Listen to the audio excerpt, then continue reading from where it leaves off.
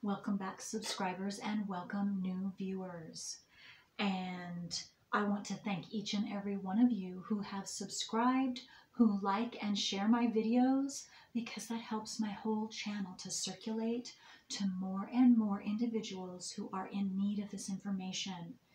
And a special thanks to Melania for enabling me to make this video recording, not just for you, but for each and every one of you who have natal Chiron in Aries or the first house. And I'm reading from this book, Chiron and the Healing Journey by Melanie Reinhardt. Okay.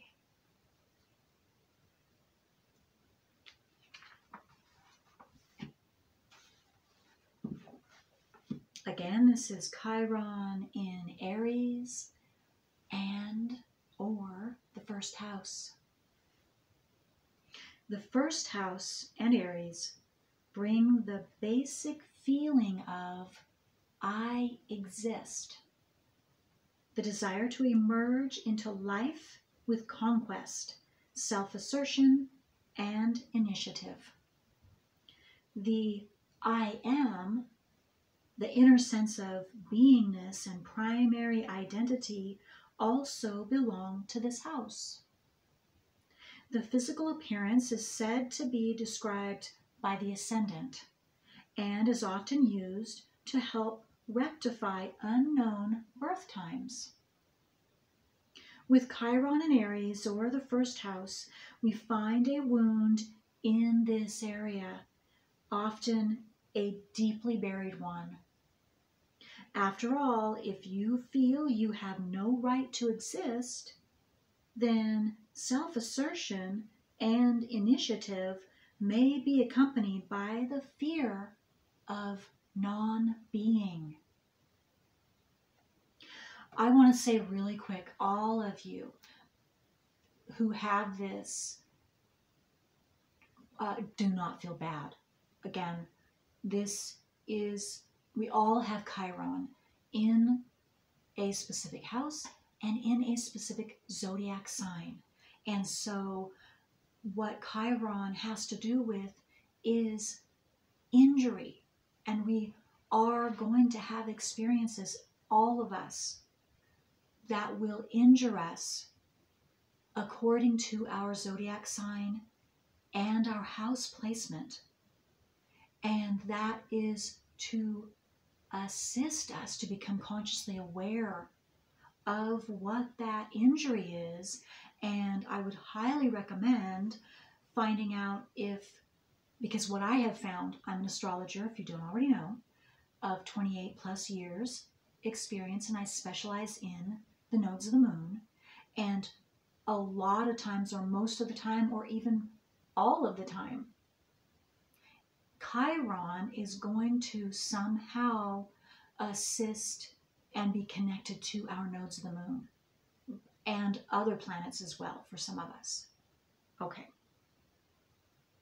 And if you'd like me to if you'd like a private reading and you would like me to analyze that and let you know, and we have that private session, send me an email and I will send you my private readings list. My email address is thecreativewoman369@gmail.com. It's also below this video and all of my videos. Okay. Therefore, with this placement, we may unconsciously feel that we only exist as a mirror to someone else, which is an echo of the seventh house. First house is opposite the seventh house. Seventh house has to do with all kinds of partnerships. Again, the first house, or Aries, has to do with me, myself, and mine. We only feel motivated to champion a cause on someone else's behalf, like a knight in shining armor, but with no will of our own. Grandiose displays of bravado and fighting spirit compensate for the pain, self-doubt, and fear underneath, which could drive us into a repeating cycle of futile and self-destructive endeavors. We tend to take action prematurely, translating emotional tension immediately into action. With this Chiron placement, we may wound ourselves with a militant self-sufficiency, becoming unable to ask for help and support in our conviction that we must go it alone. Again, this is what you will feel. This is what you will do. And this is what you will experience, because this is your chironic injury.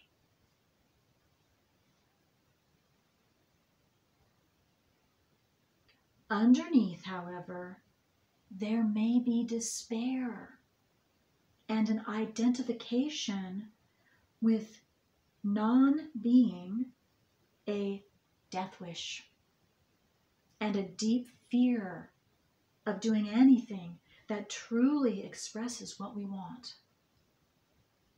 Either we do not know what this is, or we conceal it for fear it will be taken away, spoiled, or destroyed.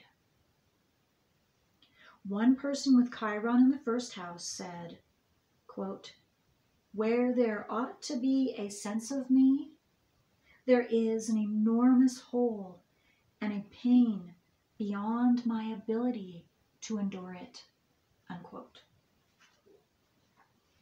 With Chiron in the first house or Aries, our spontaneous expressions of passion, being or will, may have been crushed in childhood, either subtly or overtly, with stock phrases such as "I want," "never gets," or "children should be seen and not heard."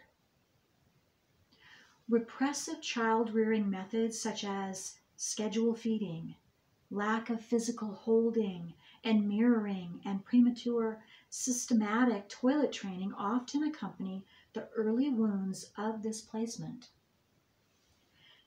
If the interference with and rejection of our natural rhythms are serious enough, they result in deep confusion and the belief that what we want, indeed who we are, is not acceptable, and that we must not reach out to satisfy our desires. A paralysis of the will follows, and understandably, a deep, often misplaced rage lies underneath. Later on in life, we may feel that we must conceal what we truly want, or it will be destroyed by outside forces. Hence, we find ourselves instead getting exactly what we do not want. Owning up to what we do want might initially create panic because it touches our wounded area. Sometimes the early environment of those with Chiron in the first house or Aries is hostile and full of suppressed or overt aggression, which compounds feelings of timidity and lack of self-worth and personal rights. Then survival becomes equated with learning how to please and placate others. Again, seventh house echo. One woman expressed this as a capacity to fill the holes in other people or situations and stay anonymous herself. Being seen was too dangerous. Conversely, we find individuals with this placement who struggle until their will is so inflated that they appear as virtual personifications of will, drive, energy, and enthusiasm. A rugged, pioneering quality sometimes characterizes this Chiron placement. Albert Schweitzer, doctor, pioneer, and missionary, had this placement. And so did Jan Smuts, I'm not sure, Smuts, I don't know how to pronounce her last name, who led to the Boer guerrillas against the British and rose to being Prime Minister of South Africa. Margaret Thatcher, present Prime Minister of Britain, has Chiron and Aries in the 6th house. And the 6th house has to do with work and service to others. And it's not for nothing that she is nicknamed the Iron Lady. Iron is the metal associated with Mars. And Mars is the action planet, if you don't know that. However, sometimes this powerful energy is fragile like a bubble. When it bursts, the person may deflate into a sorry mess of pain and insecurity and even wish for death. Relationships where dependence, independence issues arise as an echo of the 7th house frequently cause this, as do situations which create a feeling of impotence. With Chiron and Aries or the 1st house, we may be prone to suicidal fantasies or feelings. Sometimes these are a response to anger, frustration, or not being in control of a situation. They may be a wish to regain some sense of power or a reaction to not being able to get our own way. With this placement, a willful adolescent who brooks no interference with his or her omnipotence often lives side by side with an uncomfortable timidity, vulnerability, and awareness of the ephemeral nature of physical life. One person with this placement described herself as living with an acute awareness that when she died, there would be nothing left, no trace. She would depart like a will-o'-the-wisp.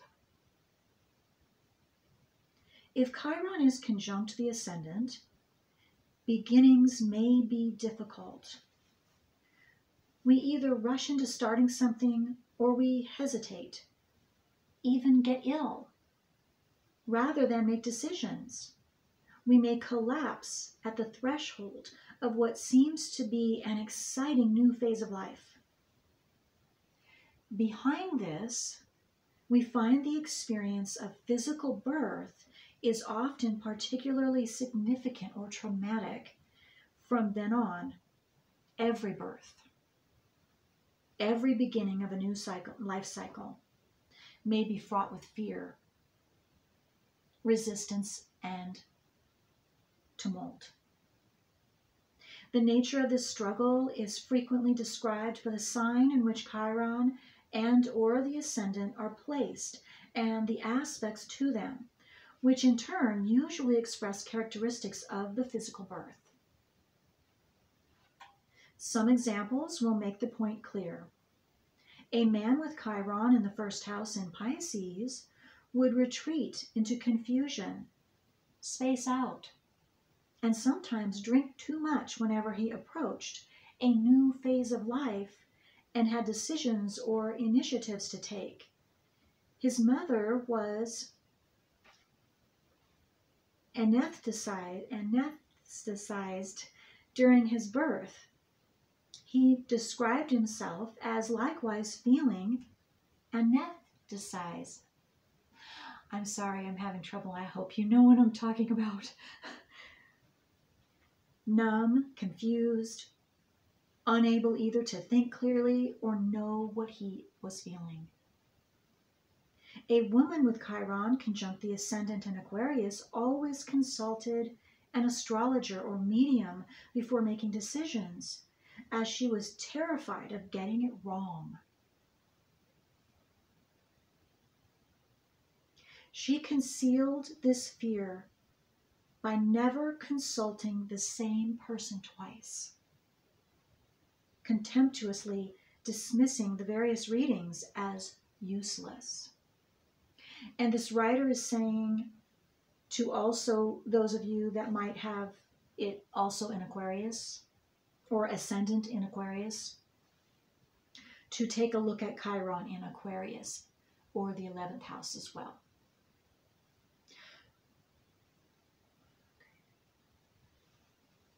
When I innocently asked her if she had ever seen an astrologer before, she confessed the issue.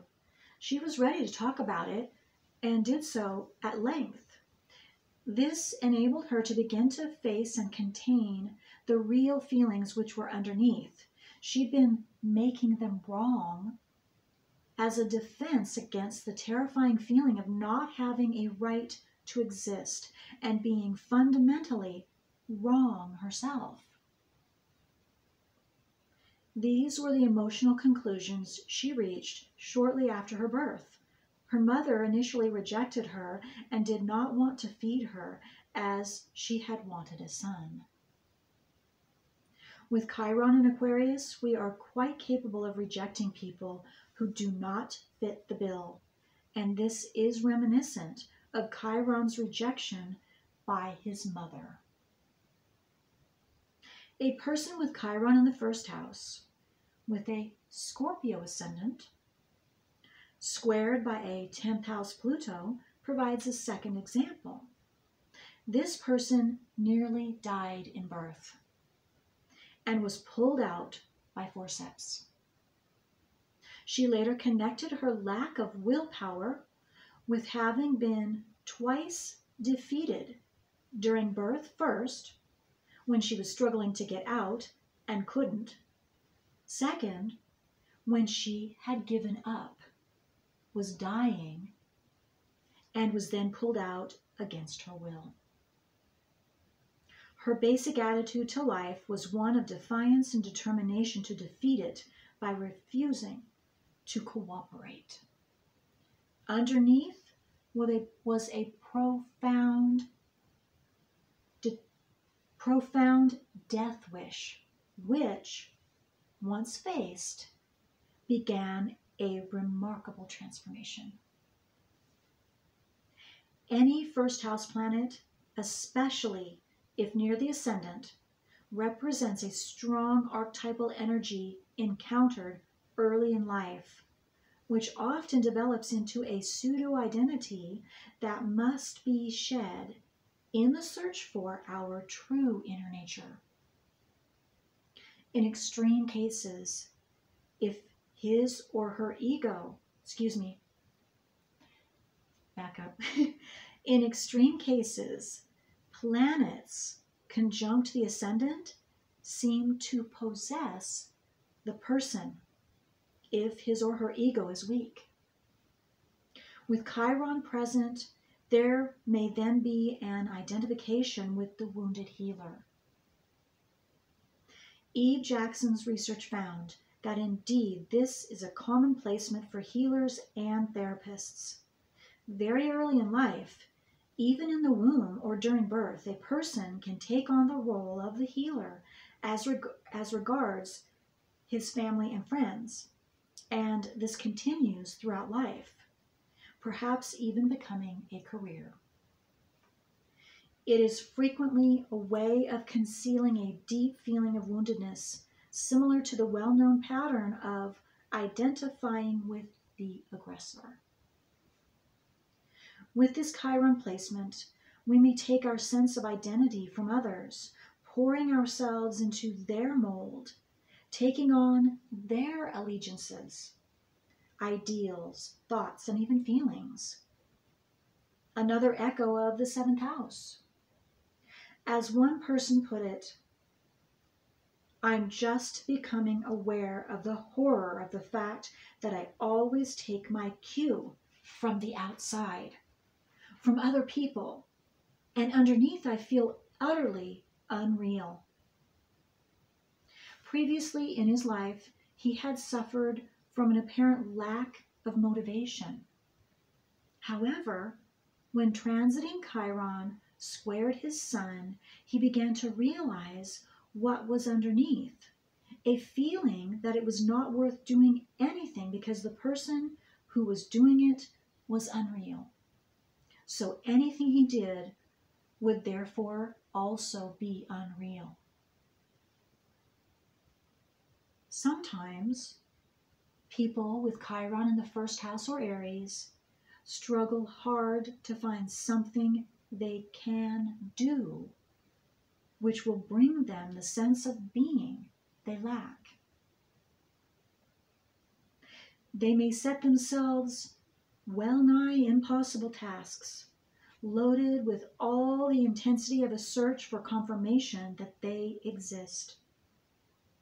Often this is the futile struggle which has to be given up, but this placement is also frequently found in the horoscopes of people who are in fact originators, unique, one-off individuals, perhaps precisely because the inner being has had such a struggle. Jung has Chiron in Aries. His conflict with Freud, a typical seventh house echo, led him to originate a new model of the psyche based on his pioneering exploration of his own inner world. Isadora Duncan has Chiron in Taurus, conjunct the ascendant in Aries, and through her unique sensual style of dance, pioneered by the development of dance forms characterized by flowing, sensual, and earthy movements, which is Taurus,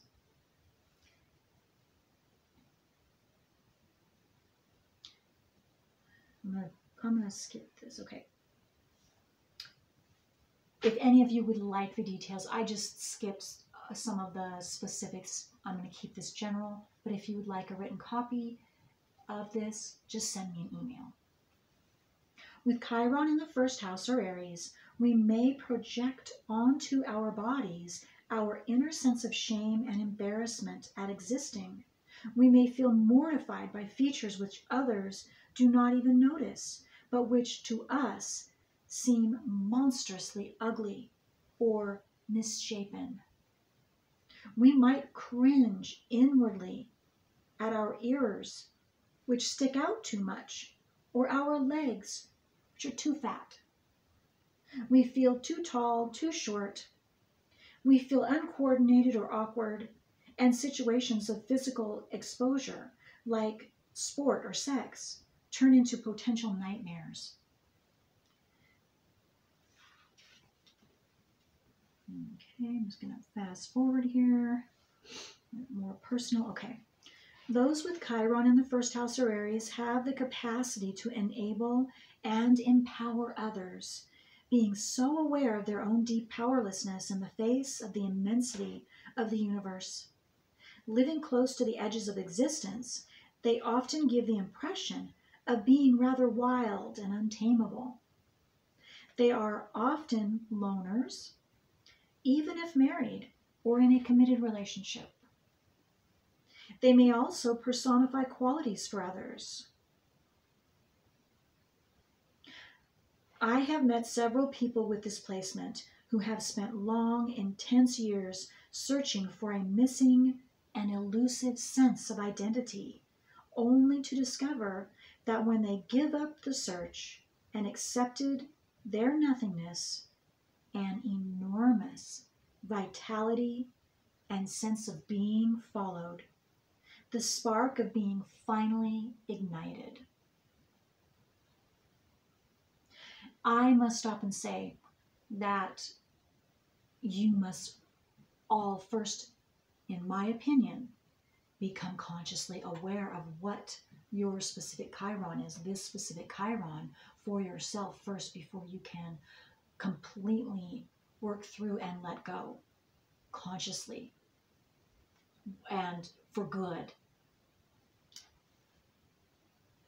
With this Chiron placement, often comes a knack for timing actions intuitively to grasp the moment.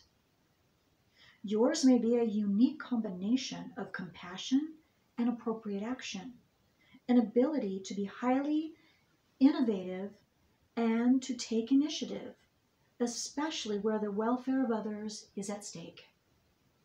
You gain strength through conquest and fighting difficulties, but you must also learn the lesson of how to be a noble rival to those with whom you compete. If you succeed in treading the narrow path of neither succumbing to passive aggression nor obliquely acting out destructiveness, you may come to feel the will of life flowing through you. You are not omnipotent, and you don't have to do it all. Whether or not you work in the healing field, you probably have the capacity to act as a catalyst in situations and to touch the inner being of others.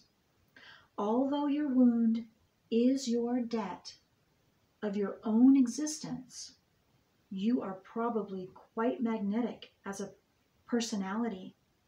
So don't be surprised if others react strongly to you.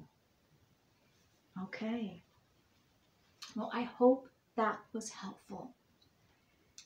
And if you have any questions or comments, please send me an email. I would love to hear from you. Until next time.